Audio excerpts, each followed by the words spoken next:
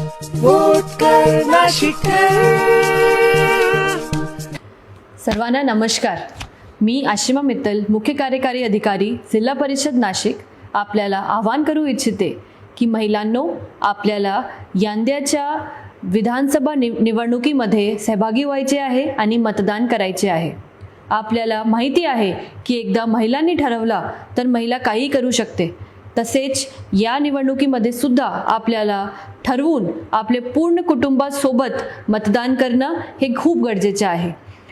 आपली लोकशाही बळकट करण्यासाठी महिलांचा जे सहभाग आहे ते फार मोठा आहे आणि आता हे आपलं कर्तव्य आहे की याच्यामध्ये आपण सहभागी व्हा.